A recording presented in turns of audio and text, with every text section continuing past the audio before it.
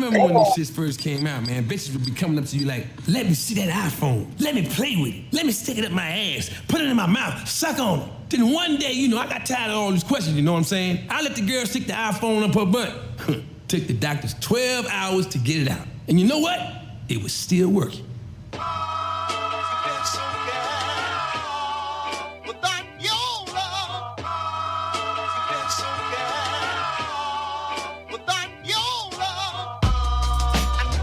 It's about the love change. Do it with some soul and a little love change. Yeah, it's about the love change. Do it with some soul and a little love change. You can't make a change unless you got the love change. Do it with some soul and a little love change. You can't make a change unless you got some love change. Do it with some soul and a little love change. We started from the bottom, talking about the roots.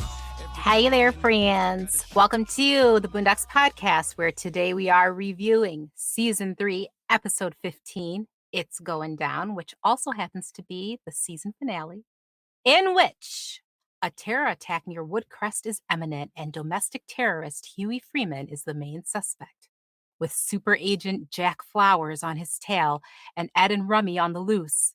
Can anyone save the day? But before that, how y'all fucking living? Yeah, you look beautiful. And Dean, you look just handsome as always. Well, thank you very much. Hey, y'all. You don't need nobody telling him that. Yes, I do. He knows he's pretty. I need me some words of affirmation. You get words of affirmation from how many people? I don't know. More, please. Okay. All right. Fine. Everybody give him some words. Words. Yeah. How we living? Sparse right now. Like most of everything is packed up. Like my most of what I am using between now and moving into my house is in a single suitcase and a laundry basket. Hey, I'd much rather have it like that than where I've been. Unfortunately, too many times in our lives where it's been a couple of days before, the night before, and we're like, all right, we don't want that because we don't look. We can't take it. We're just throwing shit in a box. Just like, it's not going to break, throw it together. Putting shit in our clothes baskets like, hey, so you're doing great. You guys are doing awesome. And when's the big day again? 2 weeks. I'm going to be in Portland. I'm going to be in Portland as of the 12th, but technically we're not moving in until the 17th, but our pods magically go away for a week on the 12th. So I will be hanging out down there with my friends. Dean still has to work. Yeah, I've had to find temporary residence that has good internet so I could work. Yeah. So I'll be up here until basically the 18th. I'll be driving back one of the dogs and maybe a truck. I don't know. I haven't figured that out yet. Probably a truck. Good. So you won't. Hopefully, you will not have crazy like holiday traffic or anything. How long does it drive there? To the 3.5, 4 hours maybe. It would be 3.5 if we run into traffic getting into Portland or something between our front door and our new front door. So not bad. Yeah, fortunately we're fairly north of in Portland, so we it's pretty quick. We don't have to drive through a whole bunch of crap. Just one bridge instead of like 17. That's good. We'll drive very cautiously and say that in a nice way in Portland. I'm like, is this a speed limit or you guys just okay? That's what we do. All right. Oh yeah, that's absolutely. But also, I don't slow out here. Portland is not as much as it is a big city. It's not a big city, so it's got a lot of freeways and a lot of bridges because there's a lot of rivers and things going through it. But yeah, like there are certain times of the day where you are probably better off walking to wherever you want to go or taking the max. So I'm actually really excited to live somewhere that already has public transit infrastructure that mostly works. Yeah, we were in Beaverton. I have a friend that lives out there. Yeah. That's where they keep all the beavers. Yeah. Yep.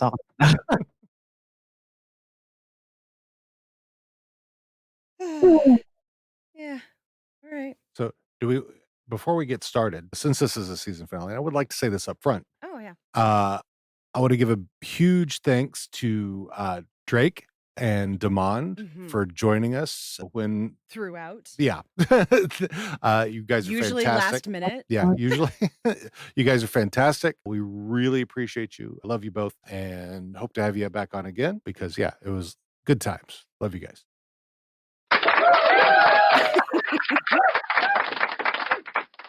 Oh, and also to Dennis Gugan Oh, yes. for the pops. Pops are awesome. Not Yeah. just Boondocks, but us. Yeah, Like we each of us have our own pop now. they're packed away and we'll send them off once we've gotten moved. So, We were afraid of losing things or forgetting things, so it was like just pack it and be safe. yeah, go. in Target this Christmas. So Yeah, sorry. go. Yeah, Dennis Gugin, Gugin, Custom Pop Vinyls. Go check him out. He's most of his stuff you'll find. I mean, he is on Twitter, but the bulk of his stuff you'll find on really great stuff. In fact, he just made a Devil Dean from Community. Oh yeah. So if you watched Community, the Devil Dean where he's dressed with the horns and he's got a corset on and he's got a chainsaw. Yeah. So yeah, Dennis does some amazing work. So Yeah. go check him out. Oh, the other day, didn't we hit like some kind of milestone? We did hit a milestone. Was that yesterday or 2 days ago? We finally went over 5,000 downloads. That's crazy. That's pretty awesome. Which is fascinating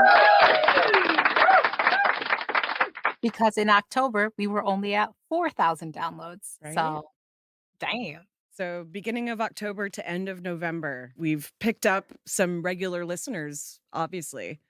So like people who listened probably to like from the beginning, just picked it up. Because unless we picked up a whole lot that just joined us in the middle. Could be. Yeah. I mean, currently, for the month of November. So this is the last day of November. Not our best month, but we did hit 5,000. I mean, we still got a little bit of time left, but yeah, month of November, as of this moment, we are at, where was it? 489 total downloads for the month. Remember, October was our best month with 540. If we just get another 70, we will 70 downloads between now and midnight. Then On what coast, midnight? yeah, this one. Because it's know. 7:45 on the 7:45. West Coast right now. Yep. So you got a few hours left. We can do that. Yeah, In the totally. top 100, 150 for pod charts as well. And also pretty good. So We got some props. I think this is probably from Dennis for the Devil Dean. Probably saying cool for that. So yeah. Satan saying cool. Satan saying cool. And congrats from Stupid Bill. Thank you. you. Appreciate it. I don't know if I was singing things. I was like, did you guys see the devil? So Because we can see them before. Only when I look in the puts mirror.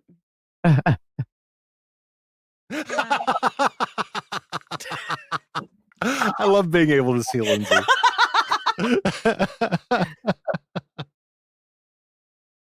Man, see, every time you lift up that glass of wine, I'm like, damn it, why didn't I get a glass of wine? Girl, I would go get it. Dean, when you magically escape to go and feed the dogs, maybe you should pour some wine into a cup for me. Maybe about this cup. No, I love you. You know how much you drink now. Yeah. Not much. Surprisingly, for anybody who's known me for longer than a few years, but We're lightweight now. it's not even just that. It's since the pandemic, if I'm at home, I'm generally not interested. When I'm out with friends, give me a margarita or a couple of glasses of wine. Everything's great. Then I'm at home and I'm like, maybe I want a glass of wine. And then I'll pour myself like an inch of wine and it'll take me all night to drink it. Just not interested anymore. Probably from sitting in my house for too long now. Girl, get ready. I feel like here we go again. Right? Yeah. Yeah, that's actually, let's just go over some of the top news stories and it'll just all sound like every single one of them will sound like some kind of repeat of something. We had a school shooting in Michigan. Unfortunately, 3 children have died and a 15-year-old is in custody for it. Michigan, correct?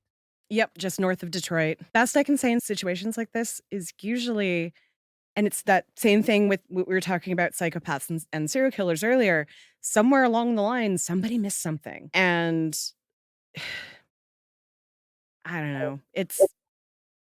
You can have all the gun regulation in the world, but if you are not addressing issues that lead to children killing other children, like that's something completely different than some asshole with a gun shooting Yeah. up a mall or whatever. This is a 15-year-old fucking kid. And just to your point, where there's been a failure, obviously, within his community, within his nurture kind of situation. Me as a parent right now going through where the little one, Jackson, just keeps getting messed with, keeps getting messed with. I told you guys he got in a fight, thought it was over. Yeah.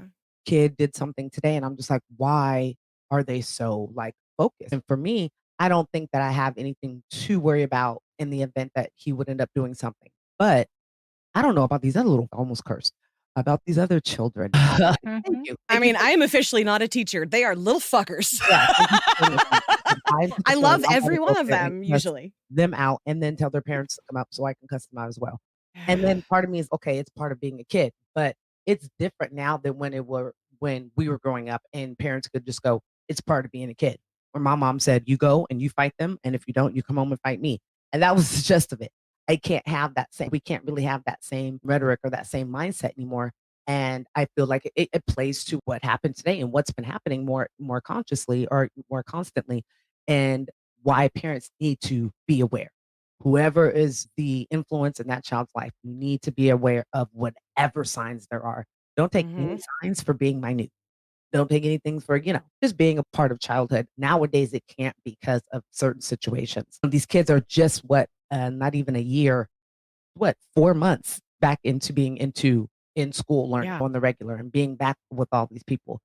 I know they've had at least 6, 7 fights so far for this school year, and a couple where parents were fighting each other and police officers had to be present and things like that. Just what'd you say, babe? Parents fighting kids, not even Jesus fighting each other. Christ. Yeah. So it's that's exactly what I'm saying. There's so many, it's different than when, we were growing up. But much like you were saying, T, we've got to be much more aware, diligent, be that helicopter parent, if for lack of a better term right there, be that one that really blows up everything. Because that's And the way that we're gonna hopefully be able to alleviate. yeah.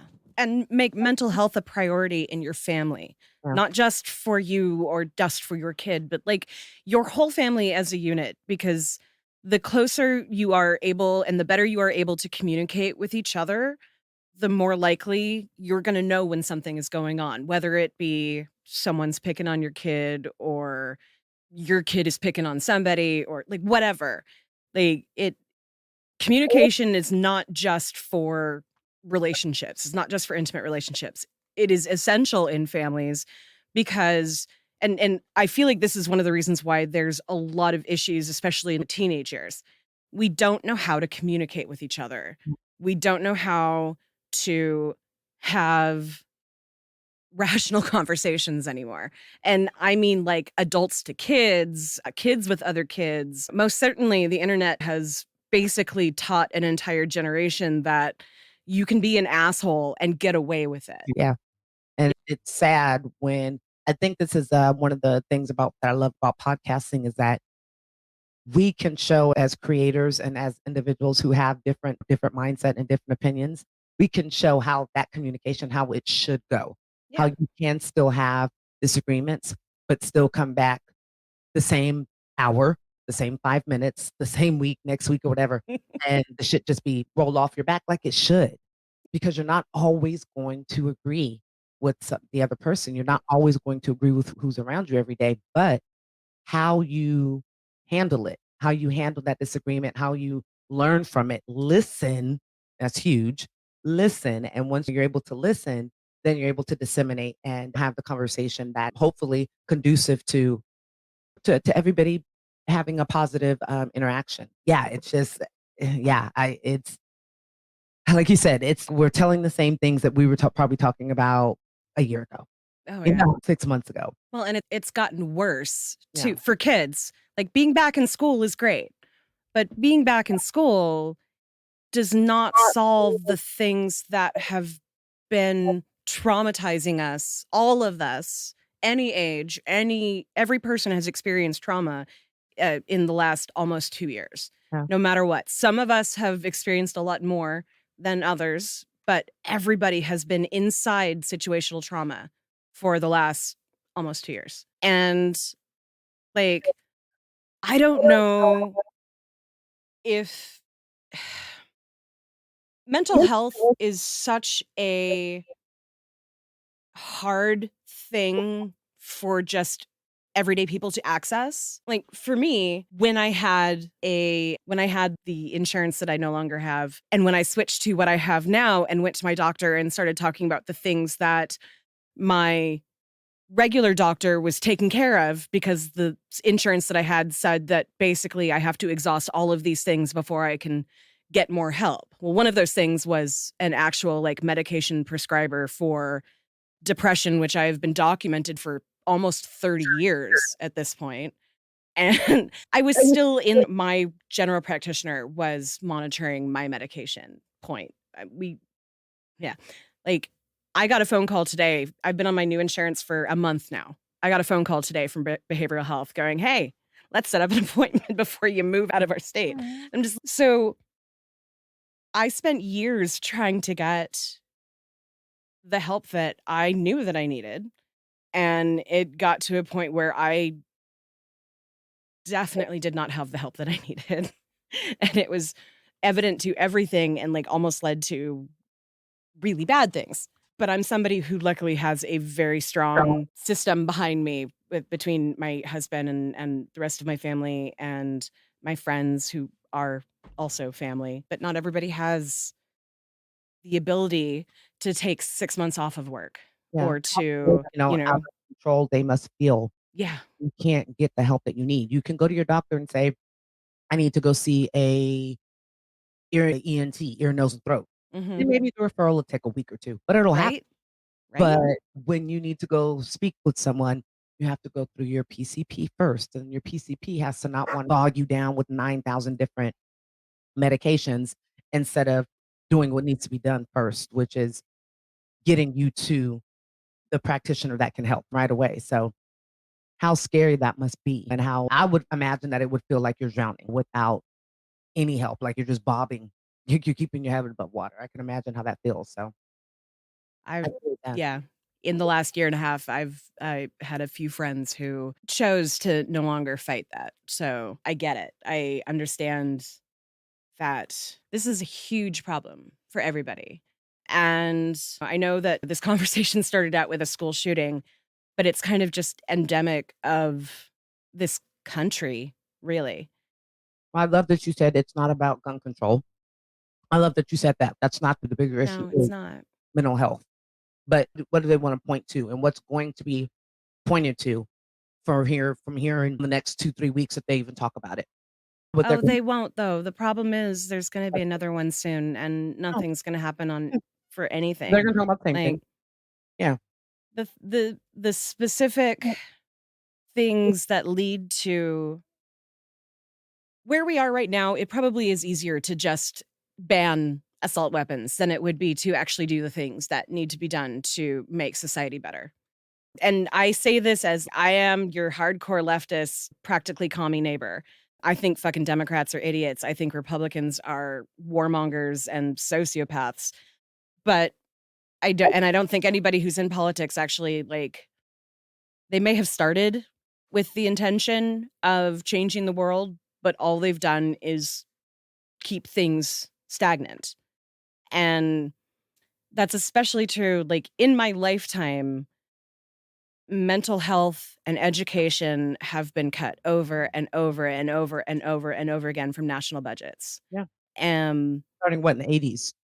Starting before that, but in the 80s, there was a huge, because they closed down most of the state psychiatric facilities without actually doing anything about any of the patients that now were probably homeless.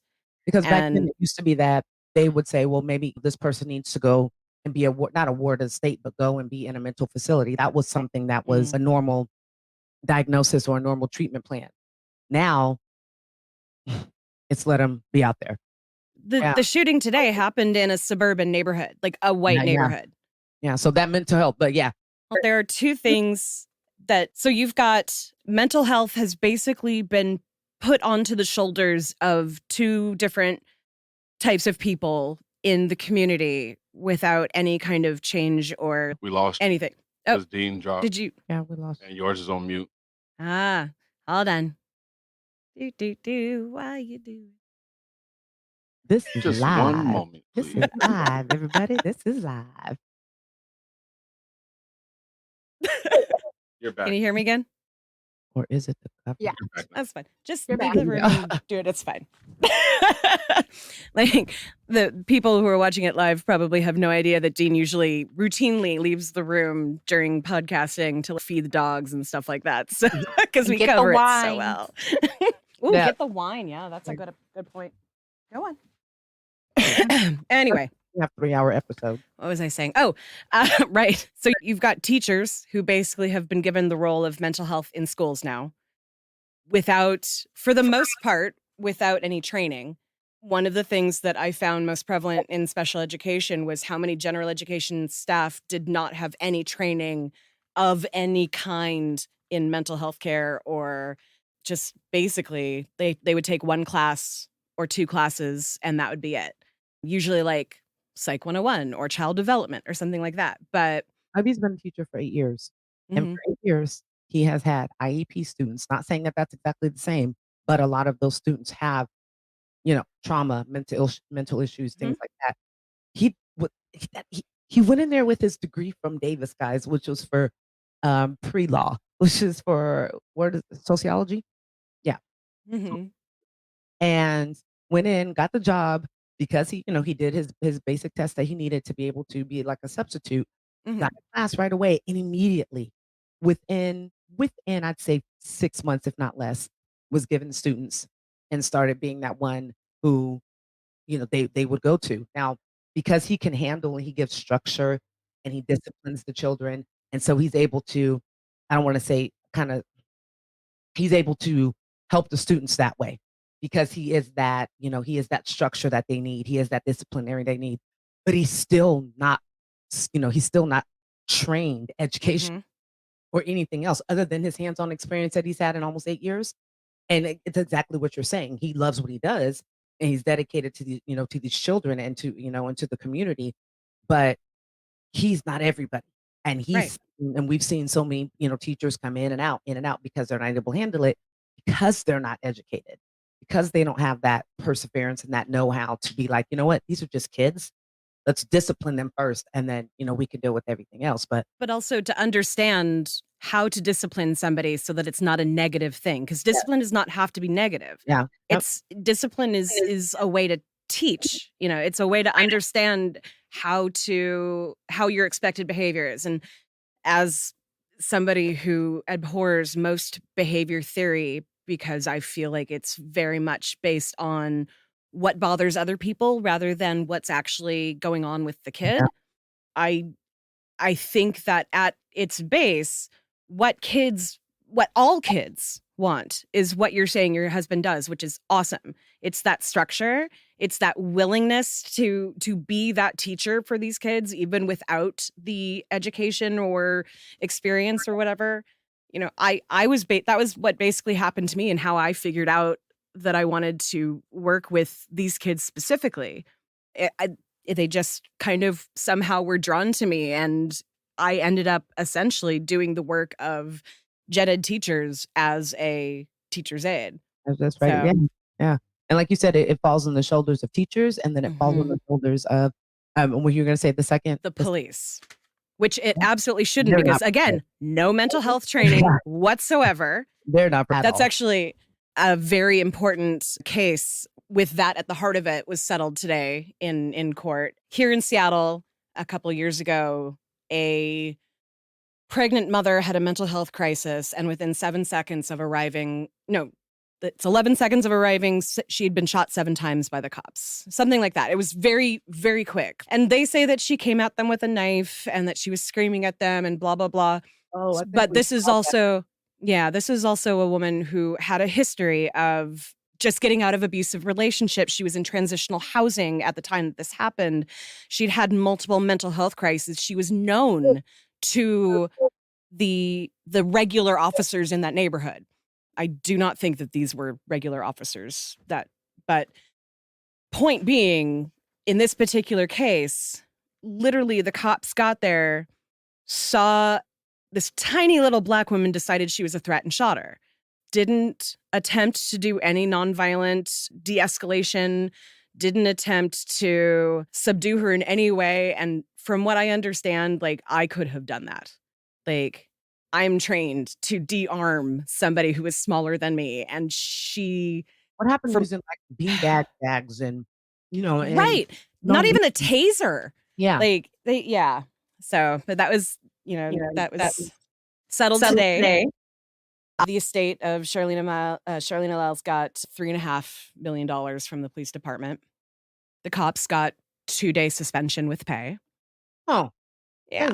Lesson. So, good old Seattle. And our even though our suspended without pay. Oh no, they had basically 2 days off with pay. It should be bare minimum. Anything that happens, I believe, with police officers and any, review that has to be done or investigation, they should not get paid. Some Nisha who got an attitude on the customer service call, when she gets suspended, she usually gets suspended with no pay. You know what I'm saying? So, like, why is it that this person who's taken somebody's life, we're not holding them to the same standard? Mm-hmm. And I'm being very, very, tongue in cheek with my example here. Yeah, my analogy. But I mean, come on, it's that fucking simple. I feel like it really is. And that would say a lot to the community, which I think would build relationships between the community and police officers. I'm not saying mend them, but I'm saying it would be able to help to create, some type of connection, at least some type of respect, where then people are saying, well, they're being held accountable. They don't just get to take extra vacation days with pay, right? And leave the city because they don't want to be bothered for that time or whatever else. They don't want to see all the the news media or whatever, and then come back and live their normal freaking lives. Show some accountability being taken, and I think that there would be some respect built up by the community. Some, agreed, not all, but so. I mean, this is also like the Seattle Police Department is, for lack of a better word, has been notoriously shitty. Like, then I don't know how to say it really in any way other than have voted as a population to defund multiple times, but our city council and our mayor went against that, and our mayor just resigned, and basically, as she was leaving office, restored money that had been cut from the police department's fund, and like just and now our former police chief is on CNN and MSNBC and all of the other things because she's an awesome police chief and probably is going to be an awesome police chief in like New York or some shit like that now. But somewhere else, if you could put on. Yeah, just because she's a black woman does not mean they go into Seattle a lot to audit the police officers there. Mm-hmm. And there was in one suburb where they really pulled this black man. Well, they didn't pull him over. He was firing for a politician that was just getting ready to, that was campaigning. And neighbors in the neighborhood called the police because they thought it was suspicious because of the way that he was dressed when it was 62 degrees. And they felt that him having a jacket on and a hat was suspicious. So therefore they went to go pull, to tell this man to stop walking, to stop doing what he was doing. He was like, I don't have to. Very educated, like a law student, but they didn't know that. They treated him so bad. And these cops immediately were just, they were racial profiling. And then they weren't like, even though they had their cameras on, they were shy about it. They weren't like, on the under about it. They were blatant about what I have they a couple were. of guesses on what suburb you're talking about. There are a few I could name that might work for that. Yeah, it's crazy. Wow. I could just imagine. I mean, not that we don't have them that California, it's so much bigger. So we don't, I'm sure something went on today in each part of California, but it's just that unless you live there, you don't have that, that direct knowledge of it. I know like in the Bay right now, what's going on is a lot of smash and grabs. Mm-hmm. But also I saw something that said that because there was some news story again in the Bay Area that there was like this massive uptick in shoplifting, but what turned out to be untrue. It was like their inventory system did something weird, but like the news has just been running that there's been this like uptick in shoplifting. And Well, I would they're just like to say, for the record, on my own opinion, nobody else needs to have this Yeah. opinion, but my opinion, I don't care what you're fucking shoplifting. I'm looking the other way because fuck you. If you need, if you have a problem with somebody stealing something and it's not from you, Look, I I don't don't get need paid. to hear That's from you. not what I get paid on. So if you want to come into, Target and Right. take something, They hey, got money. They got more money than I do. right? You didn't see that? I didn't see that at all. Exactly. look that up, Especially if it's I want to look food. it No, that way. I didn't see nothing. Right? Food, diapers, anything that like is necessary for life. I didn't see shit. I will make a distraction to make sure you can get out of the fucking store. And Anyway. that's why they put that shit in and stuff so much. Diapers, like the shit Mhm. that people need to get and they can't. That's a Oh. that's a whole nother episode. Dean's like, good Lord. No, well, I was we haven't even gotten into some of this. yeah. So referring back to the one you were talking about in Seattle, where the educated person was out canvassing for that's kind of like what happened in Tacoma. There was a guy who was delivering newspapers, Oh yeah. and it Oh. was the police chief in Tacoma Yeah. who stopped him Yeah. and said his life was threatened and all this shit. This Papers guy's out that- trying to fucking. Yeah. They had the cops. I was on the audit too. We saw that one too. He was like, it's 4:00 in the morning. I'm doing my fucking job. Like he was in like a little Corolla. Like you could tell he was just Yeah, I mean, trying to I've make known it. newspaper delivery Yeah. people. They don't make a lot of money. It's like they are making they are working at fucking 3:00 in the Yeah. morning, Yeah. folding papers to go deliver them. They And you don't can they see don't all make a the ton of papers. money. And nobody That in fucking the reads back, the yeah. paper anymore. So they don't have a lot of people that Right. they're selling this to.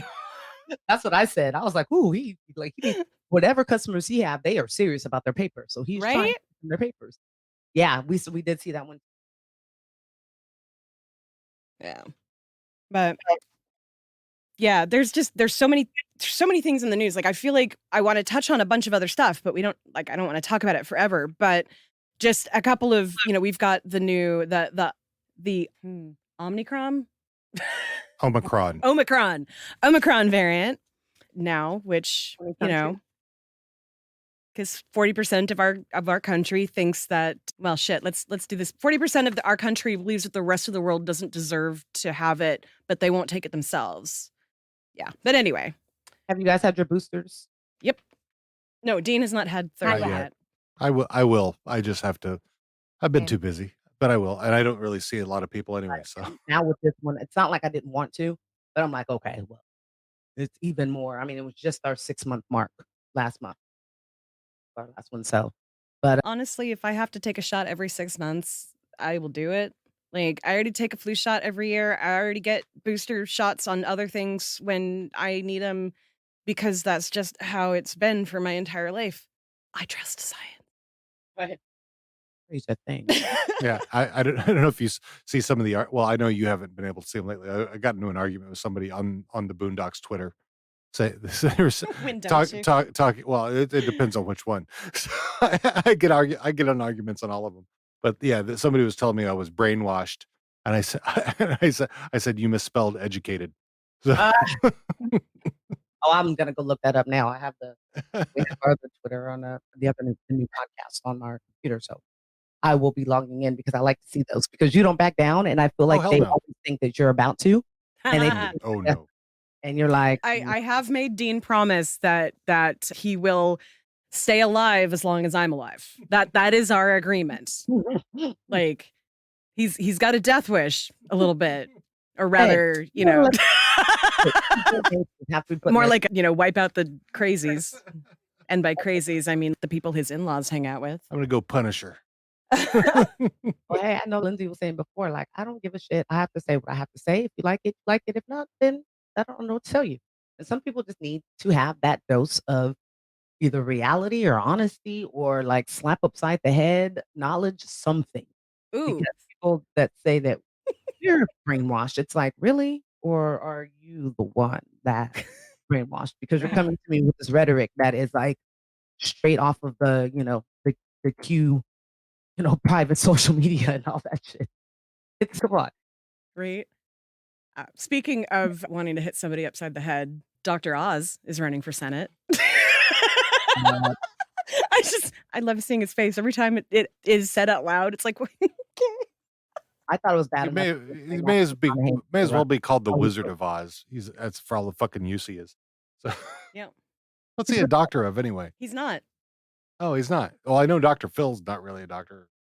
Dr. Phil's not really, and he's like finally come out and said that. Like Dr. Phil is a top psychologist, which is exactly what I could go on a show and be right now. Uh, like somebody could be like my friend, and that is what Dr. Phil is. That's why he says such awesome country old sayings, like he said. He's a cardiothoracic surgeon. Dr. Oz. Mm-hmm. Well, just what was his name? The Ben Carson. It was a brain surgeon. Just because you can do something amazing like that does not mean that you have smarts in other ways. Yeah, no goddamn common sense. And especially when a TV show makes your brand and your your whole identity for you. Yeah, that makes sense why he doesn't have a show on anymore. Or if he does, it doesn't get shown, at least in this part of Northern California.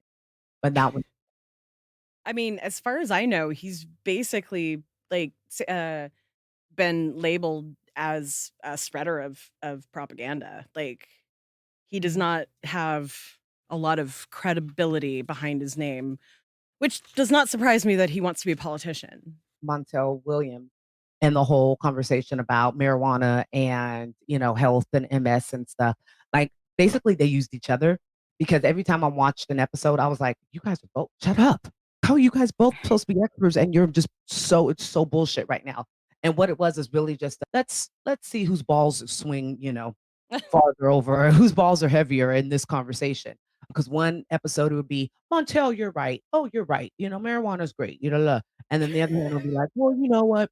You're right. So it's so reality TV. That's what I'll say. Reality TV help. So, what are you going to do? Like I said, I'd rather have Matthew McConaughey running, even though he's not. All right. Right.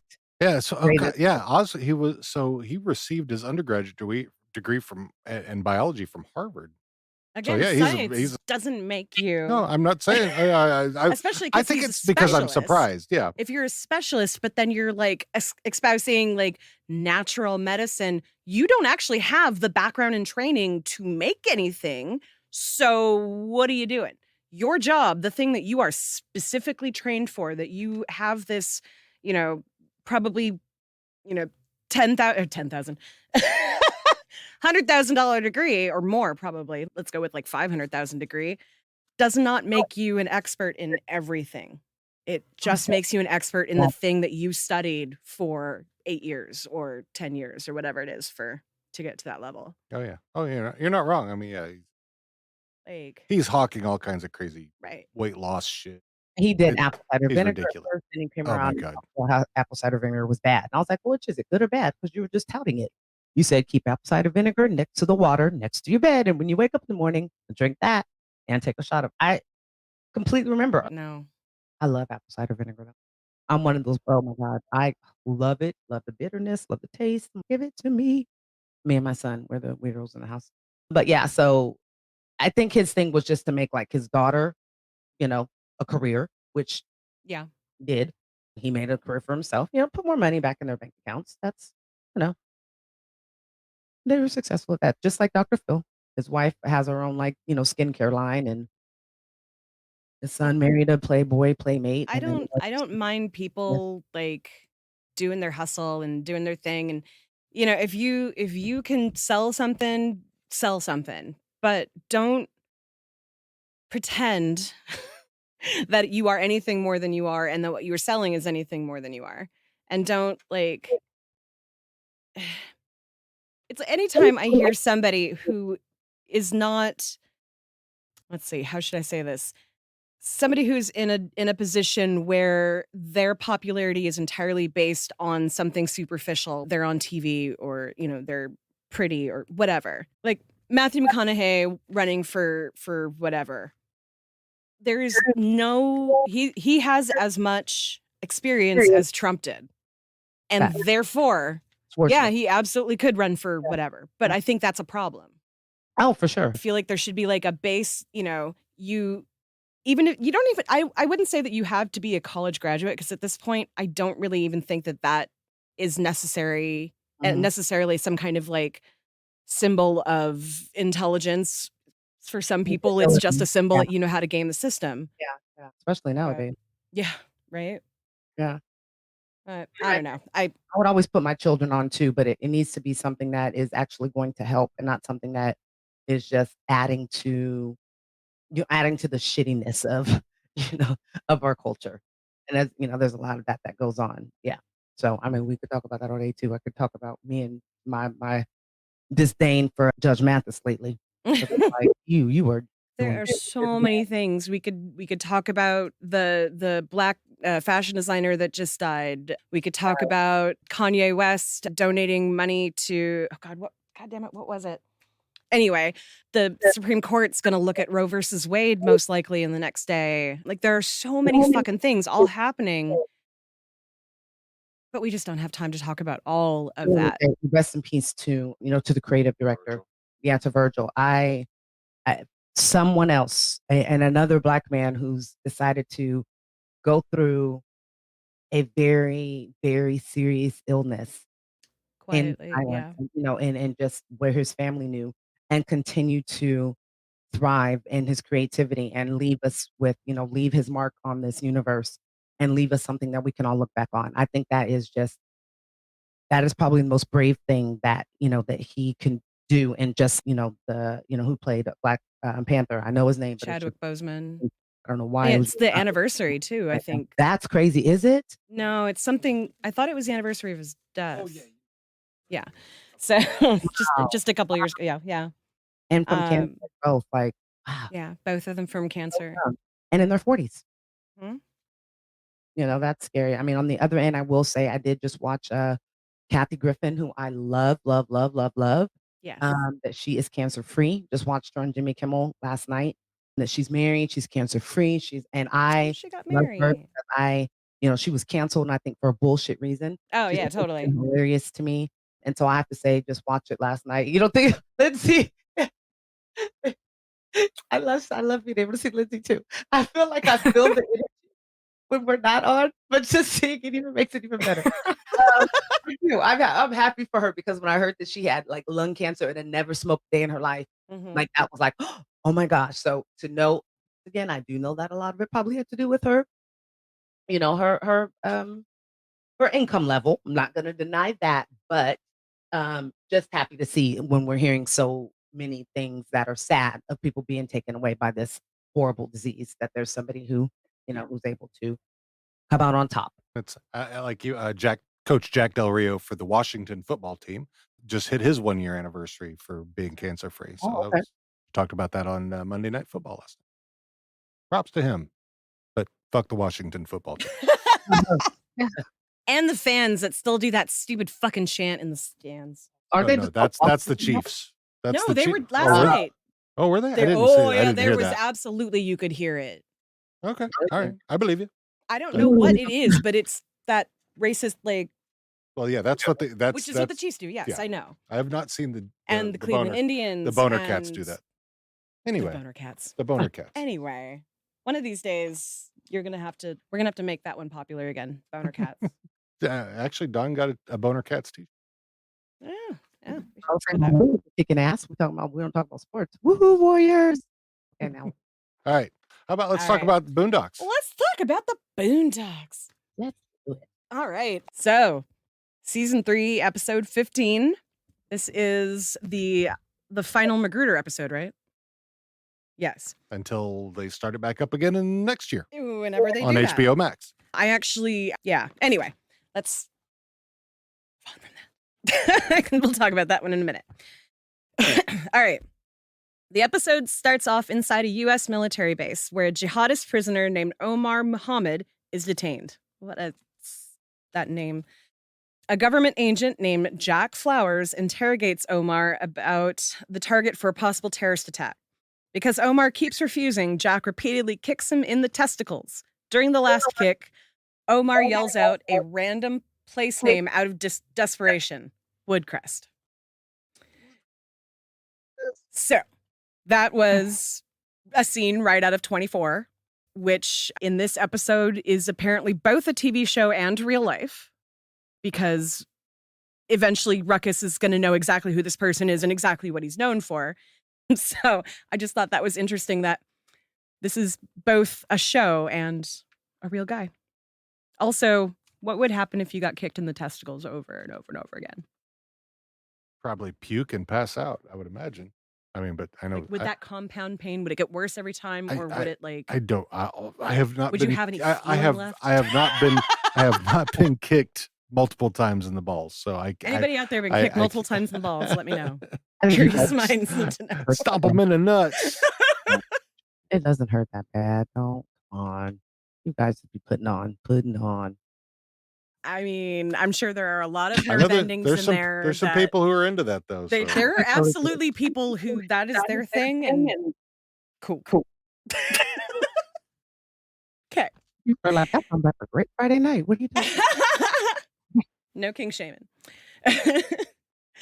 So next we cut to Huey on the hilltop next to the tree where he likes to hang out, staring at the windy sky.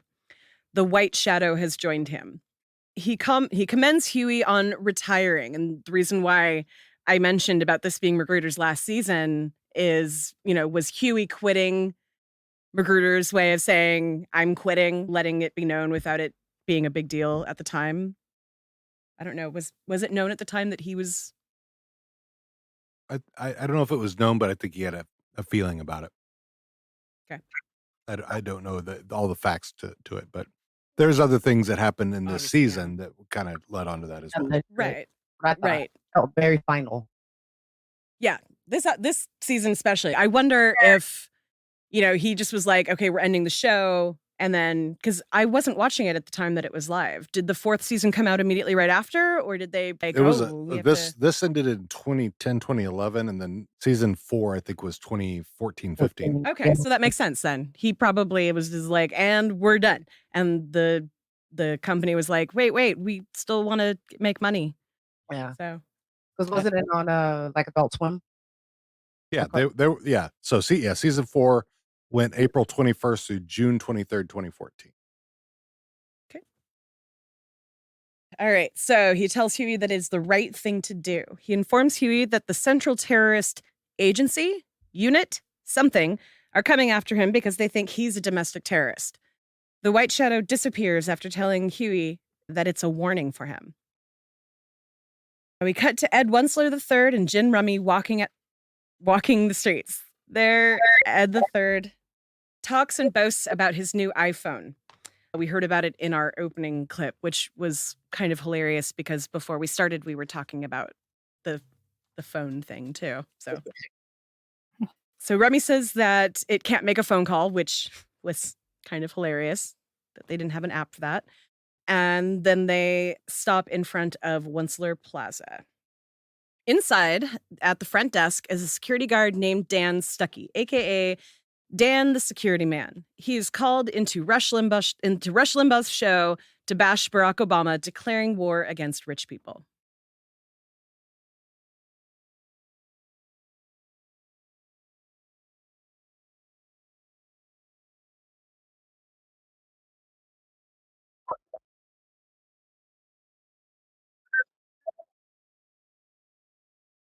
Not like him at all. Yeah, because so skinny mini.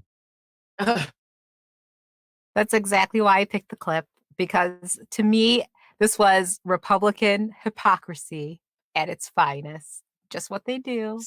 It was so You perfect. can't tell me what to do with my body when it comes to this vaccine.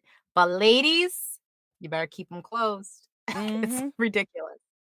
I don't know why you're reminding me of Chris Christie. I don't know why. Like, Yes. Yeah, The actually. voice. So the guy that played it, he's in the first season of The Wire. The two knuckleheads, the white bald guy and the black bald guy that hung out together that were always fucking up. It's Like the undercover cop. they were guys? Okay. undercover cops. Okay. So, and they were the You ones. said this yeah. earlier and I couldn't place it, but now I think I do. So yeah, he was the white one of that duo that was the voice actor in this. So All right. okay. Yeah, the part that cracked me up the most, though, I have to say, is, I figure I'll have 30 million in the first 2 years. Yeah. Ooh, how? Yeah, How did you arrive at that conclusion? right? That amount, And he just right? asked those questions. Well, yeah, and that was, Rush Limbaugh is now dead. Thank you. I would dance on his grave if I knew where it was. Definitely would piss on it too. But that was it was like what Linz was saying. That's exactly the Republican formula on TV for the last. It was a joke then. It was a joke 15 years ago or whatever. No, okay, not 15, but 10 years ago. It was a joke because it had been around for so long at that point. Like that was Rush Limbaugh was the Alex Jones of that time. And you could there's more than that if you like go back. Like there's always been some kind of weird like I don't know. When he died, like being that we're in Sacramento, and, he was on the air here. He was on a radio station here for a while. They talked about him like as if Jesus Christ himself, had passed away. And I was like, are you guys serious? Like, you're not, this is what you're showcasing? Like, this is what you're talking about? I mean, This guy? Special news, like special long 45-minute news, and it was all about his everything. And I was like, come on, Sacramento, you're upsetting me right now being in Sacramento. But yeah, that was part of his legacy was what he lived here in Sacramento. And they talked about it like it was a great legacy. Very embarrassing. Sorry. Yeah. That was one that really, I'm not going to say it surprised me. What surprised me was how many people were like, we don't have to talk about all the terrible things that he did. I'm like, bitch, I was alive for all of those things. Right. Some of us haven't forgotten, but cool. Okay. A huge part of our upbringing was hearing about him, and if there was ever anything that happened, always, Rodney King, anything like that. Oh, yeah. Something to say. Always. So, yeah, I'm with you there. How can we not remember? Was it him or Bill O'Reilly? One of them, I just remember them saying, I want to soap you up like a falafel. And that is one of my chef's kiss. I don't remember that one. Chef's kiss, good sir. That sounds like a Bill But I don't O'Reilly. remember. It does sound like a Bill O'Reilly. Okay. It was one of them. Yeah, one of the things. Those two are definitely cut from the same cloth. Mm-hmm. Okay. All right. So the security guard unlocks the door for Ed and Rummy, who he calls tweedly dumbasses. After going to the elevator, Ed the Third uses his iPhone as a GPS. He even calls it indestructible. I love that they told the security guard to make sure that he was there, just about 24 hours from then, and they would see how great this security system would be. Ed tells Remy how he's got the entire operation inside his iPhone. He recalls that when the iPhone first came out and women would always come up to him and want to do sexual things with the phone, then the two start the bomb. Yeah, so basically they're setting up something. We know that something's happening. They've told the security guard to be there. We know nobody else is going to be in the building. Here we are. We then cut to the Central Terrorist Agency. There, Jack Flowers discusses his relationship with 3 women who all died. The first was Tracy, who got decapitated by a man with a katana. The second was Eleanor, who got exploded by dynamites. The third and final was Taquandra, who was tied to a rocket and flew into an explosion and exploded. One of the commanders showed... Yes. Up on the screen, one of the commanders showed a domestic terrorist with a radical affiliation. That terrorist is Huey. Flowers, who is frequently disturbed by the screams of people getting kicked in the nuts, isn't sure if he would hurt a kid. Blah. Using the 24 timing countdown montage, we cut to Ed Winslow III and Gin Rummy in their Cadillac Escalade. Ed is telling Remy more about how he used his iPhone for procuring and pricing all of their gear for the mission. As they're driving, they blow a tire. Ed says that he'll just call his grandfather and get a new car. But because they can't get a signal, they can't. Fortunately, they're right by the Freeman house. Inside the Freeman home, Huey tries to tell Granddad that the CTA is coming to get him.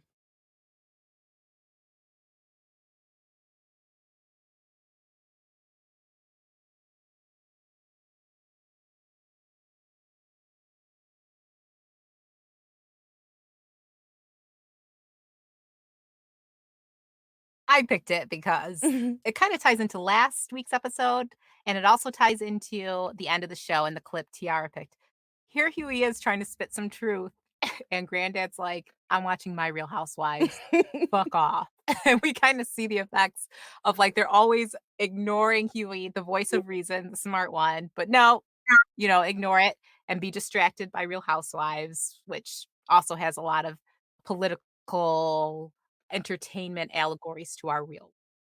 That's what I was gonna say. I Yeah. feel like the whole episode with the iPhone, with everything that goes on with the idea of 24, the TV show, with the idea of Real Housewives, like it's saying so much more than, when just taking each story, as part of the story. Like it's saying, look at all the things that we're distracted by and where we put our level of importance and where we put our attention.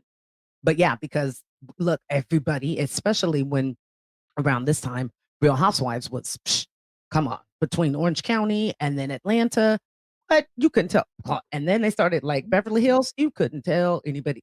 That was everything. That's how Andy became as rich as he is now. That's how Bravo pretty much blew up. We think of Bravo back in the day. You watch Bravo maybe on Sundays because they would show a rerun of like, Untamed Heart or something. Like that's what that's what your Bravo That's what I haven't thought of in a long time. So then I've been watching a lot of 90s movies lately. our house, and it became such a big part of our everyday and social construct. So yeah, I like that you chose that because that's what the overall feeling that I've got over this episode that when I watched yesterday and then watched again today. Because I wasn't sure if I was elevated enough to remember what I watched yesterday. So yeah, I hear you on that one. prevalent notes in there. Oh, okay. So yeah, I'm gonna have to go and watch Untamed Heart tomorrow, just so you know. It's on Amazon Prime, so it's happening. Okay. Like seriously, I have been on a is this 90s movie cringy or not kick lately? Watching a lot of Well, we couldn't find the full movie without paying for it. My cousin Vinny, like over, yeah. the boys were gone for Thanksgiving break, and so we were just like sitting here and just randomly started saying shit back and forth, and I was like, how many fingers do I have up? What is that dirt? So we just shit. And all we could do was find each of the funny parts on YouTube, so that's what we did.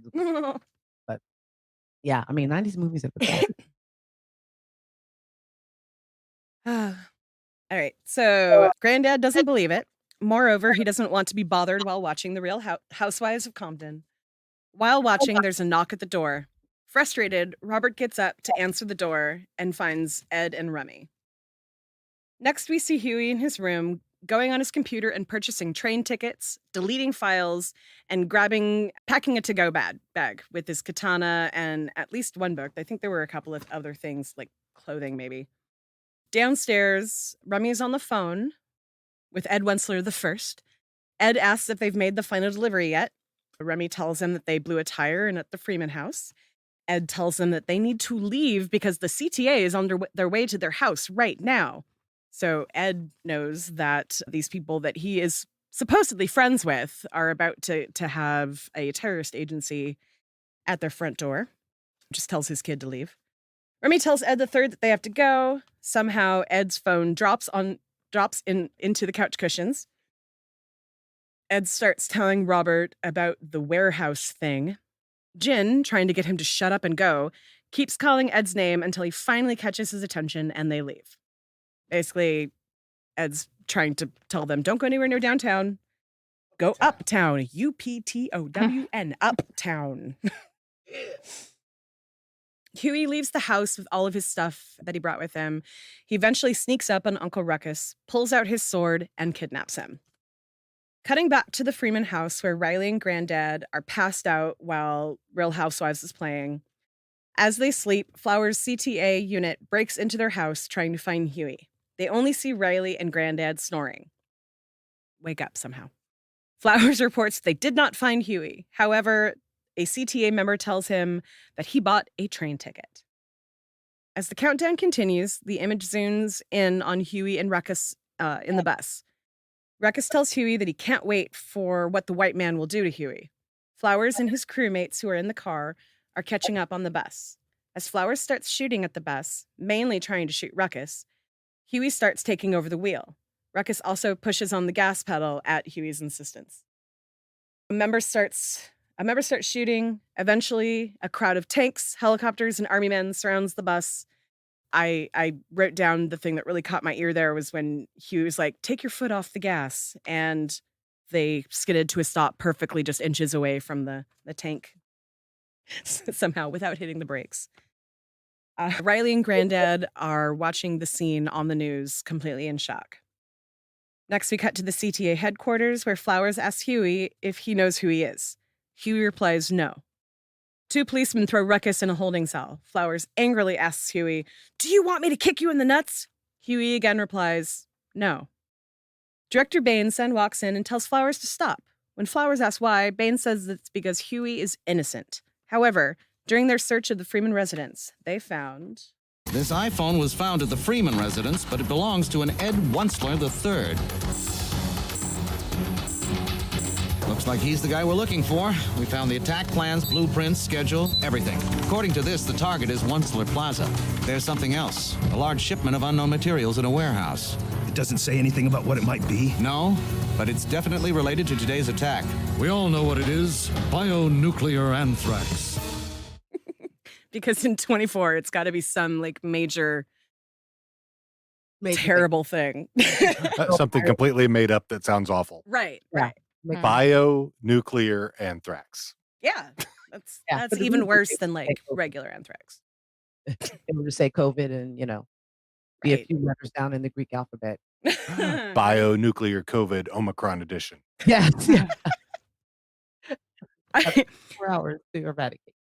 And the reason why I picked that clip was not because of that clip in particular, but because of what immediately happened after. We all know that Ed and Remy never get in trouble because of who Ed the First is. So basically, you're watching this and you're going, how are they going to get out of this? So when Flowers apologizes to Huey, he promises Huey that the Wunzlers will not get away with it. At that point, the director comes in.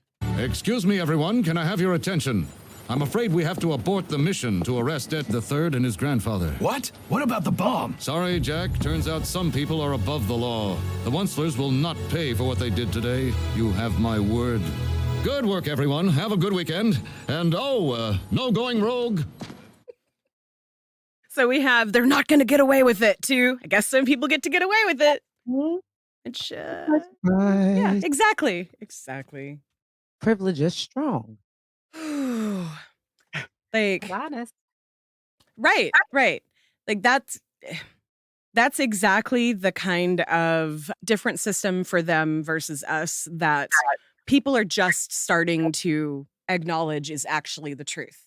Even though like Black people have been screaming it for 50 years, it's not until recently that other people are like, oh yeah, you're right. There are 2 different systems, aren't there? So what? What did y'all tell us? We didn't know anything about that. Like what? Yeah, it's prevalent when there's money involved, of course. And we know that Wunzler, no matter how much he wants his grandson to get caught up, shot, killed, be disposed of, it doesn't happen. And he always gets off. And it's just like, well, it is what it is. That is really fun. Like he doesn't actively want his grandkid to die, but he's like, cool, okay. Like he doesn't care. It's about the money. It's about the money. Yep. So after, the guy said don't go rogue, of course, Jack decides he's going to go rogue because that is what happens in every 24 season. Flowers enlists Ruckus and Huey to go save the people in Wunzler Plaza. Huey is dubious. Huey, please. I'm just doing my job. It's a crappy job, but somebody's got to kick people in the nuts. And sometimes you kick the wrong person in the nuts, and that's tragic. But now we can both make sure it's the right set of nuts that get kicked. Hate this shit. One. Right? I hate it. Like, I hate that philosophy. I am one of those people, like, it's better for guilty people to go free than for innocent people to, get shot or murdered or be in prison. But I don't even think we have to unpack this very much because this, honestly, when you guys were talking earlier about the woman in Seattle who was shot, I was like, oh, okay, well, we're already having the discussion. So, but this is basically what it is. Not cool. Not cool at all. Yeah, Jack Flowers definitely has the mindset of kick him in the nuts first, ask questions later. So, yeah, which happens unfortunately to Black people all the time, and brown But people that's in the case of this. the job. Yeah, right. Comes He's with only big doing his wig. job though. Somebody has to do it. Somebody. So the timer continues to tick down as Huey and Ruckus arrive at Onceler Plaza. Dan, the security man, is the only person in the building. Huey informs him that there are bombs in the building. Dan recognizes that the two are suspected terrorists, so he locks the door, keeping them inside. Meanwhile, Flowers arrives at a place he finds boxes with Dan, the security man, merchandise. We then cut back to Onceler Plaza. Ruckus and Dan start fighting while Huey tries to find the password. Ruckus throws Dan down, tells him that he was hired by Flowers to get him out safely. He asks Dan the password. He confirms the password, but Ruckus thinks that Dan is insulting him, so he starts kicking him and stomping his testicles. After that, Huey stops Ruckus and types the password, "Eat my ass." The door opens, and Ruckus is immediately ashamed. I am so sorry, Mr. White Man. Never again will this foot touch white nuts. I included that just because it's so Ruckus, but also Ruckus just did something, like he just beat up a white man for the right thing. Like he knew that was going to kill him. That character development, Little right? sliver of hope and light. Just a sliver. Just a Just little for a bit. moment. But yeah. So here's my question, though. Why was the security guard saying the password so many times before he was asked what the password was? Because he told people to eat his ass multiple times in this episode before we got to the password. Maybe Right, because it was something easy for him to remember. Right. His insult was always eat my ass. Yeah. And and he did it twice. And then we had this scene where he says it like 5 or 6 times. But he had said it twice before we even got to that scene. So that made me go, he's just blatantly saying the password. Oh yeah, he's picking up on it. Those people whose password would be 1, 2, 3, 4 password. Right? Password is password. He's like, eat my ass. You know what? It's he probably got a chuckle out of every time he said it. Yes. Yeah. Yes. It was another something that we see nowadays with things like Twitter, where people think they're getting one over on like, that's the kind of humor. Like, I'm telling you my password, but you'll never get it because I get to insult you while I'm doing it. Yeah. That's like their name. They're at. Right. We now cut to Ed the Third and Rummy pulling up to the warehouse. Ed realizes that his iPhone is missing. Flowers catches Ed and Rummy and asks who the man on the t-shirt is. Ed pulls out a gun and tells Flowers that he's a dead man just like you. Ed and Flowers start shooting at each other. Rummy starts to shoot, but he gets wounded by a shot from Flowers. Flowers starts to assault Ed the Third. Rummy then wakes up and realizes that the bullet went into his phone and not him. So that harkens back to earlier when he said something about the iPhone even being bulletproof. Indestructible. Back at Onceler Plaza, Ruckus is still apologizing to Dan the security man. All of a sudden, the timer on the bomb hits 0. Huey tells Ruckus and Dan that they have to go now. They run out the front door as the building starts to explode. They all made it on time. Flowers calls Huey to ask him if he got everyone out safely. Huey claims that it was only one person. At the Onceler estate, Ed Onceler Sr. talks about America. These are hard times. Americans need inspiration. People want real life to be like in the movies, with good guys and bad guys and black guys, all that shit. This country needed a rallying cry, a reminder of why it's great to be an American. So, you just make this stuff up? No, several overpaid members of the Writers' fucking Guild of America make this stuff up. This is just a joke to you. We're talking about the lives of innocent Americans. Innocent America. Singular. Daniel Stuckey, a.k.a. Dan the Security Man. Have you ever met Dan Stuckey, Jack? He's a cocksucker, a waste of functioning organs. But dead? He would have been a national hero. We had Dan the Security Man action figures, fast food tie-ins, video games, a limited edition collectible sneaker line. We had Dan ribbons, Dan buttons, and Dan ringtones. And a feature film starring Jack Black. and all he had to do is die. But why? Don't you have enough money? No. I had to do that whole thing because there was a bunch of jokes in there. I'm not even gonna like talk about what kind of throwbacks were in that shit, but it was so very like the bad guy explaining the plan, but also that is the conspiracy theory that so many people think happens, like things like 9/11, oh, it was a job like that in order to boost the economy by creating this false sense of blah blah blah blah blah. So like in reality, Wensler has created a conspiracy exactly in the way that the conspiracy theorists were thinking real ones were. And I thought that was really clever. That's rich like that, but they're like basically evil. They have some way that they, in their mind, that they rationalize why they get to do why they do, why they get to do things that they do, and not even explaining why, not even being accountable, but why they get to do the things that they do. And it's because of these bigger things that have to do with society. Like, so they see it from a different way. They look like, well, it's not my fault that it ends up being a privilege. To me, it's just the way that the world works. So they come up with their own, deceitful, devious excuses for why they live the life that they live and why they make the decisions that they do. So it's got, it's that whole, evil character always has a reason for why. But You broke my tricycle when I was 2, or something like that. Like it's true, always but Wensler love it. doesn't have something personal about it. Like it's just about money for him. Yeah. Exactly. But so like the thing for me in that whole part was at that end where he was like, "Don't you have enough money?" And Wensler's like, he sits back and he's like, "No." Like that's how I imagine Bezos is. Yeah. Every time he makes another billion, someone's like, "Haven't you made enough money yet?" No. Yeah. Like $1 million, like $100 to him a day. He's like, what? What? This is fast for me that you're speaking. Yeah, no, I think the funniest thing that they said was Jack Black. Jack Black. My ass. Yes. Oh, fuck.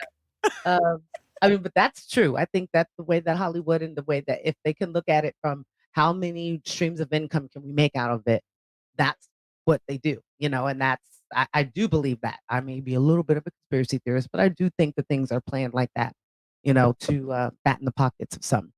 So I'm sure there are plenty of things that happen to fatten the pockets of some rather than the mass. I think things on a grand scale, like say 9/11, are pretty much impossible because of the amount of people that would have to be involved in it to make it work. And that there's no way in hell that many people kept a secret. So like just putting it out there, like if that particular one was a conspiracy theory, like if that was actually a conspiracy, I feel like there are way too many people that would have had to be involved. So yeah. Have you ever done a group project? Yeah. I just watched a thing on conspiracy theories too, and some that will always go down in the history of this country. Some of them are fascinating and probably have some truth to it. Yeah. Like quite a few of them, actually, especially like governmental ones, like maybe involving Cuba in the like 50s and 60s. And I wouldn't go so far as to say Kennedy necessarily, but I don't think it's the story that we know. So yeah. That, I mean, I think anything having to do with big business, anybody, I mean, for example, PG&E, like here in California. Okay, come on. You guys have to be paying off somebody. Somebody sold their soul.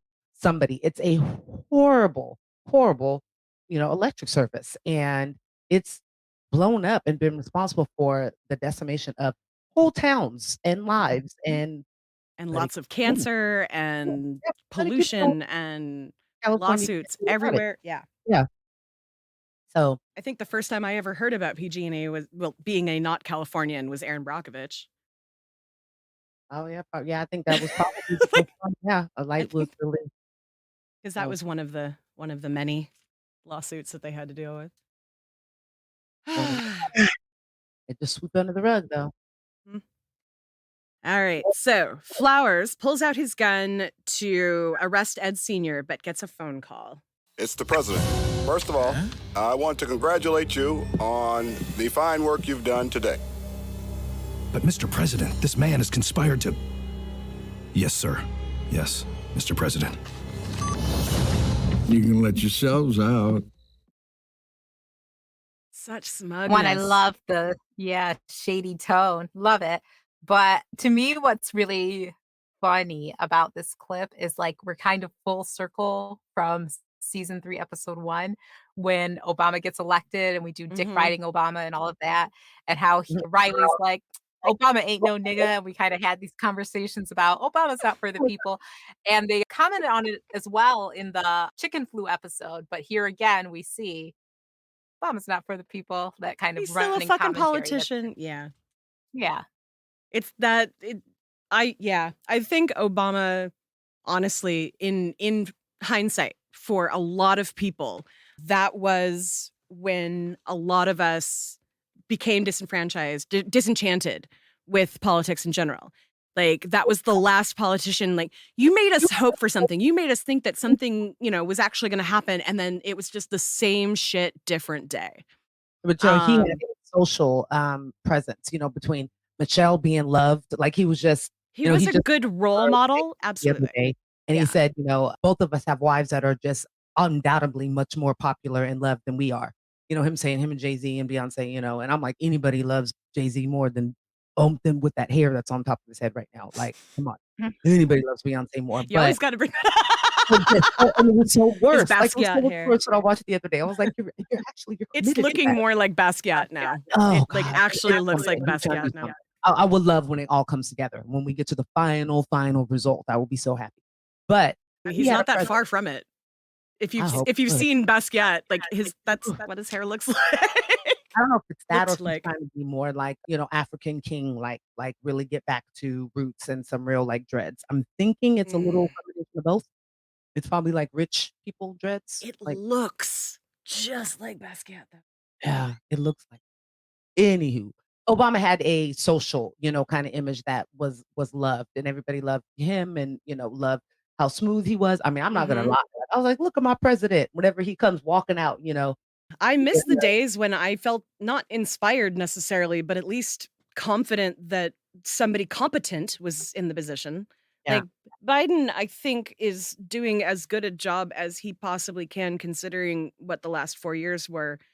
But Obama, even if Obama was the best president in my lifetime, in my opinion, that does not make him a good president for me personally. I think for the country, he was the best thing we've ever had. He actually moved us forward for once, even though we've gotten back to almost square one. But yeah. But for the time being, yeah. Yeah. And he gave a lot of, like, my dad, it gave him a lot of belief that things were going to get better. That, he honestly never thought that in his lifetime he would see a black president. And while at the end of his life, he agreed with me that Obama did what he could do, but was still very much a centrist, that, like, even for him, like, that was probably the first time, like, after Obama, where he was like, I don't even want to vote Democrat. And he was a lifelong, like, blue no matter who. Yeah. Like, I think it was a win for so many.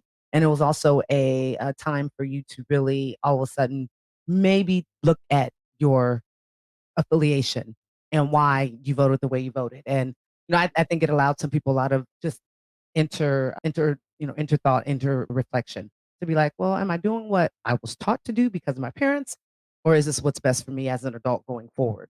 I definitely know that that's what his presidency did for us.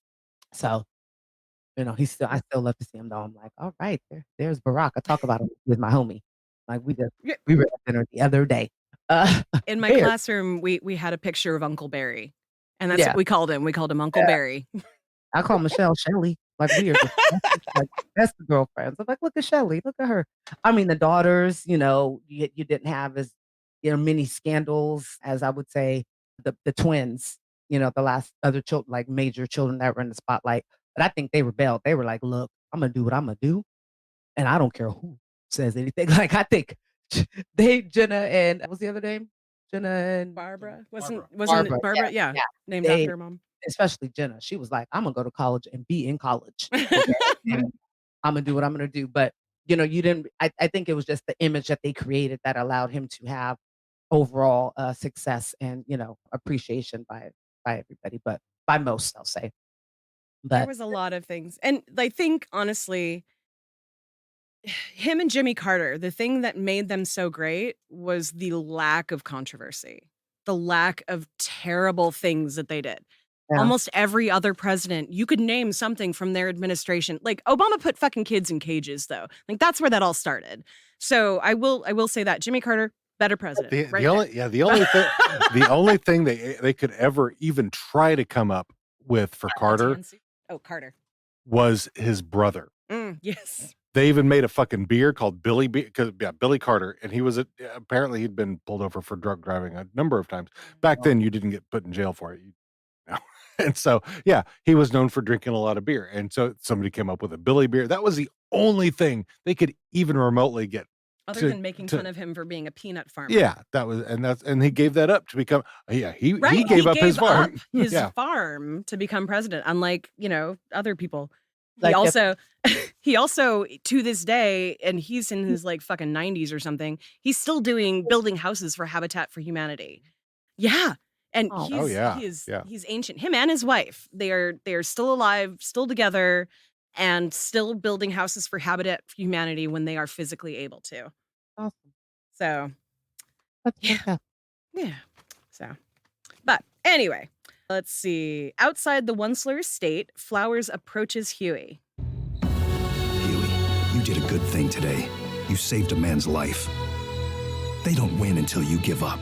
They don't win until you stop fighting. You can't fight the future. Don't waste your life trying. Boy! Oh, we're so glad you're okay. I'm so sorry I didn't listen to you.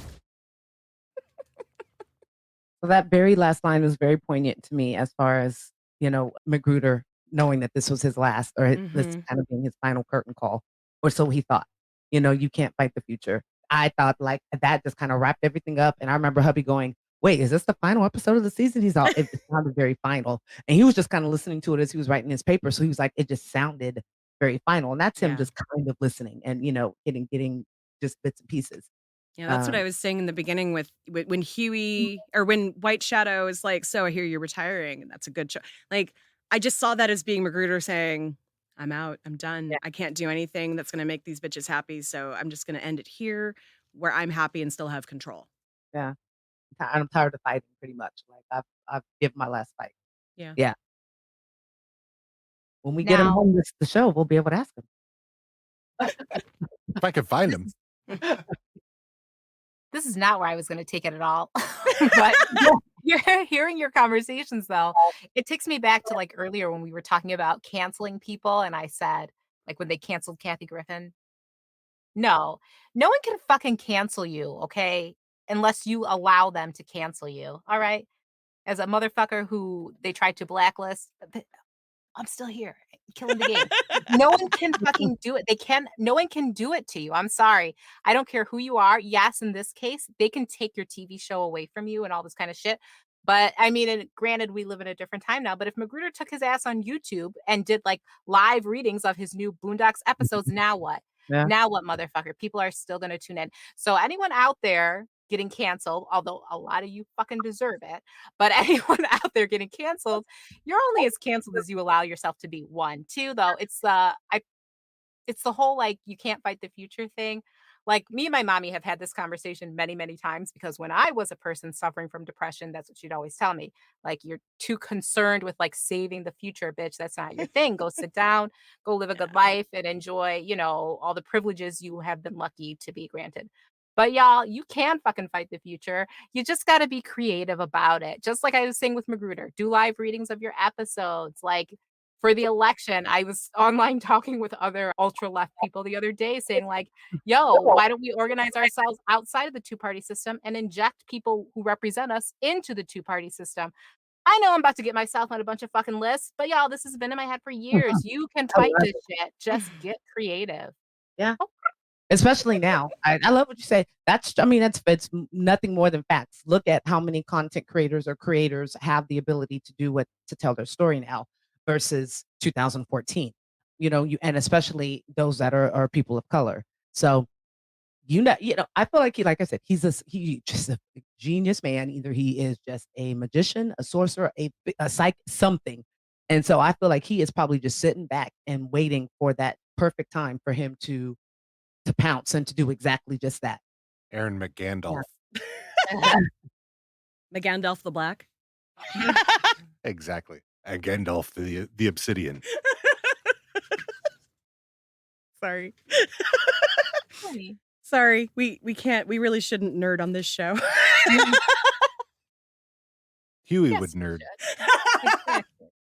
Wouldn't be us if it didn't. True. Very true. All right. So you're in the end here. Oh, sorry I didn't listen to you. Suddenly, gunshots were fired. Flowers comes out of the house with Ed the Third in a headlock and a gun to his head. Ed Sr. says, "What are you waiting for? Shoot him." Basically, what we were saying earlier, like, he's like, "You're not going to fucking do it. Just do it. Go ahead. We'll see what happens. I'd like to see you try." Because they don't get consequences. And that's basically what Ed's saying. Like, go ahead, shoot him. I don't think you're gonna, because I don't ever have consequences against me.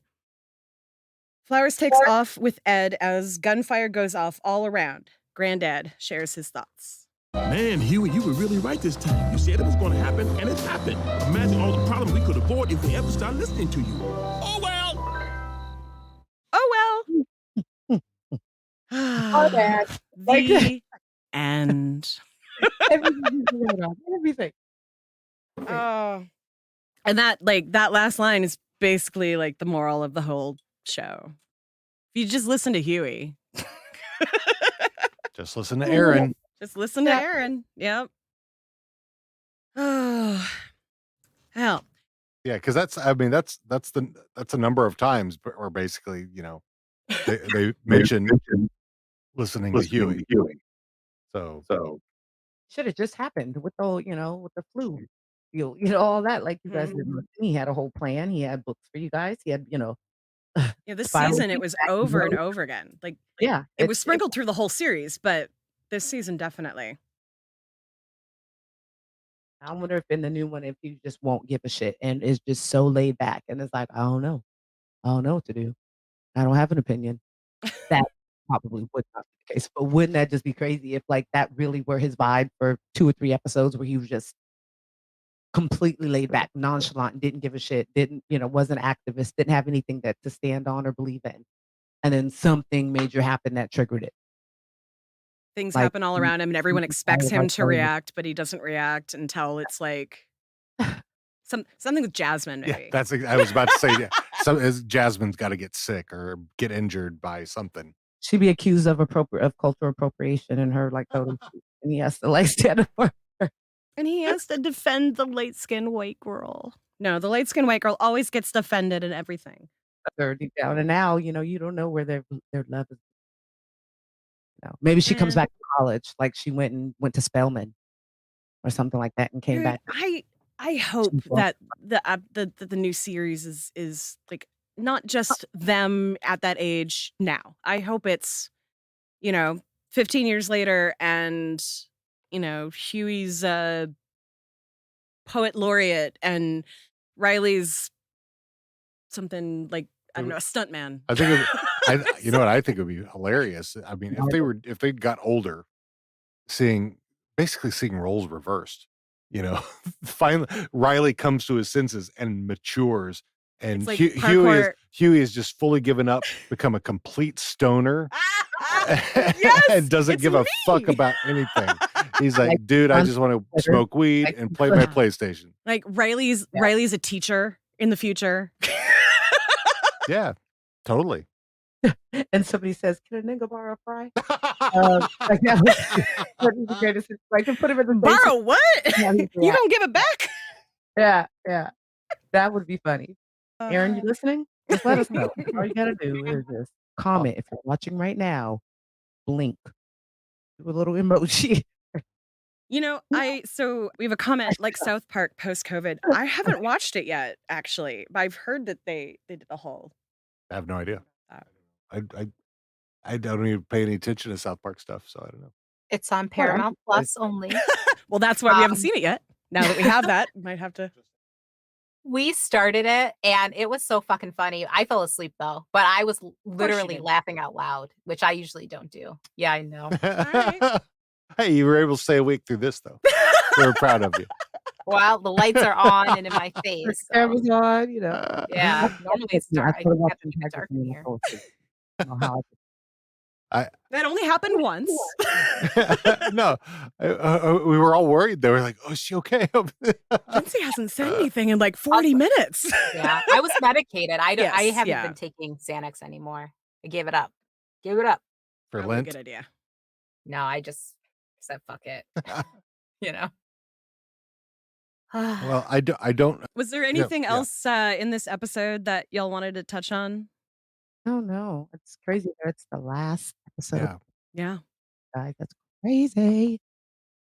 It's been a whole growth of a whole new year of growth in this, and and starting next year with a new season and hopefully a new season, a new series, basically. Yeah. Hopefully next year we'll be doing season 4 and 5. That next calendar year. Yes. 2022. Actually, that instead of a stupid white people question today, since this is kind of the end of the season, the end of the year, all kind of wrapped up into one, is there anything you guys are looking forward to in the new year, either with one of your other side podcasts or with this or some other, what's the word, side hustle you got going on? I wish for everybody, and I hope for everybody, and I speak into existence for everybody. Just much love and light, success, wealth, prosperousness, and just happiness in whatever it is that we're doing, whatever creating that the universe allows us to do. And that's just kind of God, that's so different from what I would have said 2 years ago. I'd be like, I want this and this and this and this and this. Now, kind of leave it up to what has already been planned and just continue to enjoy building the relationships that we've all built and that, the extended families that we've created through podcasting. So I know that's what I hope for, for everybody, not just myself. How about you, Linz? Yeah, I'm on the same like a mushy cushy trail. Just excited to be alive. That's it. It's 2022. That's a privilege, y'all. So seriously. Hopefully we make it. Yeah, here's to making it through this year, making it so far through COVID, and hopefully may the best of your past be the worst of your future. Aw, that's cute. It takes a minute to think about that, but yeah. Yeah. Kind of like that Bilbo Baggins thing. Kind of, yeah. Whereas I like half more than half of you, less than you should know, and whatever the fuck he says in that. More than you deserve. Yeah, less than half of you, more than you deserve. Hobbit shade. Yeah, I think the Hobbit leaf. I know for us, obviously, we're moving. I believe this is the last podcast of all of the podcasts. No, Thursday, you've got the Sarah Connor. Yeah. So our next Disputed, for those who are still listening, is this Thursday. The 2nd? Yeah. Mm-hmm. And Sarah Connor versus Ellen Ripley. So Terminator versus Alien. So badass women, finally. And they're not fighting each other. It's the premise is who do you trust more to get you out of a bad situation? Who are you going to follow if you want to live? Come with me if you want to live. And a couple of cool things that I found since setting this up is one of our adjudicators, advocates, is going to do his opening statement in iambic pentameter. Because he is a fan of Shakespeare, number one, but also there is an Aliens and a Terminator Shakespearean version. Terminator 2. It's called Terminator the Second. Like that somebody just made and put out there, which are both fucking hilarious. when Hey. you're theater nerds and you're movie nerds and action nerds. I love the creativity. Hey, why not? That's awesome. But yeah, I'm looking forward to this. Well, this should be fun. So yeah, this will be our last of the year. The only other thing I'm doing this year that I have planned, which will be once we've moved, is I'm jumping in on the recap episode for Produce Stand for their season 9. Love them. Maybe I will too if we actually have stuff set up by then. Yeah. We shall see. All right. Well, I guess if we're not going to have another one of those, that's about it. And it's Unless you have a question for a stupid white person. my question for stupid white people is why? Because communism. So I have a stupid white people thing for you guys to watch. If you guys will look up on YouTube, it's called Channel 5 News, and it's not a real news channel, but it's really funny. They're college, they just graduated college and they went to school for journalism, but they do very tongue-in-cheek reviews of things like they went to like a QAnon rally, or they went to not Talladega Nights, but Talladega Nights 2 separate years. So it was two years in between. But the way that these people are is fucking hilarious. And then this is what I was going to recommend. Yes, the Reparation March, that it was called the Uhuru, the UHURU rally, and it took place in Oakland earlier this summer. And you guys just have to watch it. Look, their hearts are in the right places of what they want to do, but having white people march for reparations and for them to give their reasons why, yeah, why they need reparations? No, why they're marching for reparations. Oh. I was very confused for a second. Yes, no, for Africans, but it's only white people that are, and they are all like the last 2 years residents of Oakland, but they're very, very, very woke. And like I said, their hearts are in the right places, but it is definitely full of like, ooh, really? Did you say? There was literally a girl crying, asking the same question that we had talked about a couple weeks ago about, I just want to do something to help. Crying, you guys, bawling. I'll actually try to remember to see if I can send you guys the clip. If not, just remember to look it up. It is March for Reparations for Africans. YouTube it. It's a very interesting. This is to the point that the guy that they had out there, he was asking people for money and they were giving it to him, cash apping it, giving him 20s when he asked for 5s. Do it like, yeah. This is how much they wanted to help. They were just giving random, but yeah, it was. I mean, I've had somebody send me $5 once on like during Kwanzaa, but at least that's for that. Like he was have. So do you believe you're here supporting? Yes. Well, can I get $5? Sure. I only have a 20. Will you take that? And just gave this man. Yeah. So I mean, if you hear of another one of those, let me know. Right? I'll come down for the weekend. So, are we celebrating Kwanzaa this year? We're not even celebrating Hanukkah, and I'm actually Jewish, so no. We can't do the Harambe. We're not going to do the Harambe. Oh man, I was looking also forward to my Kwanzaa cake. I don't know. I don't. No. I mean, there's a Christmas goose. There's. Is there? Yeah, well, that's the tradition. Yeah. So I don't know. My family never did that shit. So yeah, my little one asked me about it. I was like, I don't know, child. I know about. Look, I know. I know about some holidays in other countries, but I don't actually know about Kwanzaa that much, other than the little bits that I've passed on to the kids that I teach. Because and if anybody knows and want to educate us, please, I'm more than happy to learn about it. Not saying that trying to be facetious about it at all, but I just when people say it to me, like it's interesting to me because it's not African culture. It was made by African Americans. Yeah. And like I would like to learn more about it. It's just never been a thing that, again, I'm not around a lot of Black people though. So yeah. I don't know if I don't think anyone in my family has ever really done it. But I have a friend who celebrates every year and named their child after one of the days. So there I do know people, but I don't know, just never. Oh, that's beautiful if they do and they understand it. Hey, that's That's fantastic. I just want somebody to know if they say something to me, and I may respond with, Santa Claus is coming to town versus, or whatever it may be. But Festivus for the rest of us. We used to say, Happy Sol Christmas Kwanzaa. Yeah. Sol Christmas Kwanzaa. So it would be the solstice, Christmas, Kwanzaa, and Hanukkah. I feel like there's another one in there too, but I missed it. Of the OC.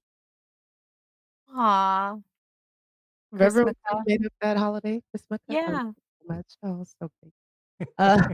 And when Seth chose to date Summer instead of Anna, it was on Christmas. That's right. Did Summer or did Anna give him the Christmas? They made like a Christmas yarmulke for him. Oh, I think that was Summer. I think. Yeah, I think that's how she pulled him in by that. That's Yes. right. She read the whole Torah or whatever. Yeah. Great show. If you guys have never watched OC. All right, then. Nope. Never watched the OC. So good. Listen out, yeah. Not my wheelhouse. My forte. Not my forte. We should do reaction to You know, Izzy and I talk about someday when I have like the brain space to watch something like that, I would absolutely watch it with you guys like doing commentary, and we could just watch my face the whole time. I want to see, I think it would be great. This would be kind of stupid white people TV is have you guys just watch whatever very white people type of TV. Could be from any era, could be Andy Griffith show. Could be, definitely Mayberry RFD, all that stuff. I love Maude. Happy. I love Maude was all super progressive. The for Norman its Lear time. stuff. That's because But that would be good to like throw those in there and be like, look how it could be done. Right? Yeah. Look at how woke this actress was in the big time. 70s. Talking about abortions. I would love to react to Mama's Family and see how like she would react to that same deal today. But but then you have like Dallas, all those So white people. Oh, very yeah, white people. I'm into that. I'm into that like All right, summer Dynasty. vacation or something maybe. Knots Landing, Yep. all of that. It's shit that we used to have to watch with our moms. If we watch TV, we got to stay up to 9:30. Oh, you mean like what was her name? Murder She Wrote or Columbo? Diagnosis Murder. That was a fun one. Oh yeah, Perry Mason. Matlock. Yes, Matlock. We could go Mason. Yeah. Oh my god. So we could do this a couple of ways. We could make like a list and have people choose what they think are their most white people shows. I like that. and then we set about that way. Oh god. Little House on the Prairie. Oh my god. That was like, what am I being punished for? Oh yeah. Yeah. Well, at least Cher has some native in her. True. So, But she sang songs about Bonanza gypsies. Ranch, so. But yeah, that would be a good Yeah, one. So let's talk about that one sometime. remember that. Do Not some- on the show, probably. yeah. Yeah, right. Before we I come mean, back. we may have to start a whole new podcast because It's we may run out of Boondocks. Yeah. I mean, like I said, let's think about doing something like that in the summer because when is the new We when is don't season know. 5, We theoretically? don't know. Okay. I have no idea. So theoretically that could be I our mean- bridge between Yeah, we'll see. yeah. Anyway. You'll Yeah, serendipity works. Look at that. Boom. And I was just saying prosperity and great thing for next year. Look, Mark Bird speaking into existence. Look how we work. Love it. All right. All right. I love you, bitches. I hope you have a fantastic rest of this year and new year, and we'll see you in January. Yes. And much celebration and love and congrats on the move. And I know everything's going to go smoothly. You guys are going to be like, we just woke up one day and we were there. Right. That sounds perfect. Love you. Have a Happy finger. holidays, Kwanzaa, Christmas, the whole nine. Yeah, so it's Hanukkah right now, and I feel like I'm missing at least 2 off. I don't know. Anyway, all right, loves. We'll see y'all later. I hope you tune in the new year for season 4 of the Boondocks. Bye, guys. Don't take this the wrong way, but I need you to get the hell up out of here.